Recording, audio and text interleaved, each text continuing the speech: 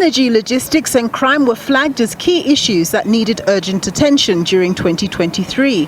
But this is over and above a number of other issues like poor local government service delivery, the higher cost of doing business and a continued volatile currency, among others.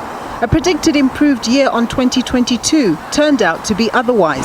Unfortunately, we still found ourselves with bigger problems that are still facing the domestic economy. And I have to stress the fact that 2023 was the 1 year that continued to be the highest levels of load shedding.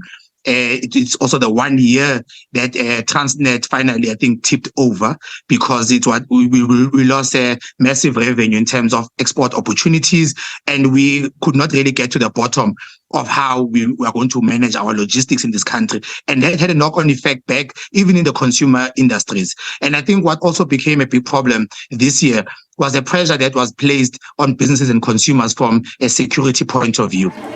Despite a difficult economic environment, the number of businesses that filed for insolvency declined by 13% relative to the year before.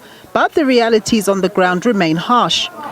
However, I don't think we should lose sight of that still 1,376 businesses that have been liquidated in the first 10 months of this year.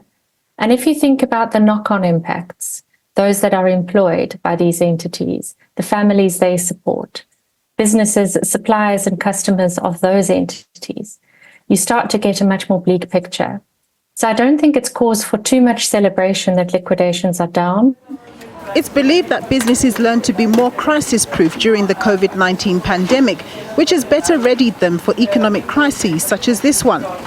But there's concern that some businesses are really teetering on the edge and could falter during 2024 if nothing material changes. There are many businesses who have learnt the advantage of preserving cash and ensuring that they are more on top of their cash flow forecasts as they move into what is usually quite a difficult period for manufacturing entities over this Christmas period, because factories tend to shut down.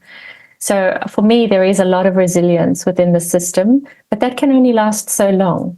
And that's why I say I think we're heading for a bit of a watershed in the first quarter of 2024 as we normalize and understand what trading was like over the December period and whether that is sufficient to sustain into 2024. Business confidence throughout the year lagged on the back of poor economic fundamentals, and not much is expected to change as we head into next year. Ultimately, the business community has realized that if we do not implement any of the macro decisions that we have taken as a country, there's no need for us to be hopeful. So eventually, you can't keep investing if it's not followed through by proper action. So 2024 will see another year of neutral business confidence. A key issue giving business the jitters for next year is the national and provincial elections set to be held in the country.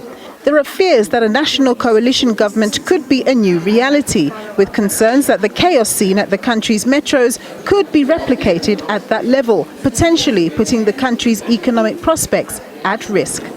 Nompumelelo Siziba, SABC News, Johannesburg.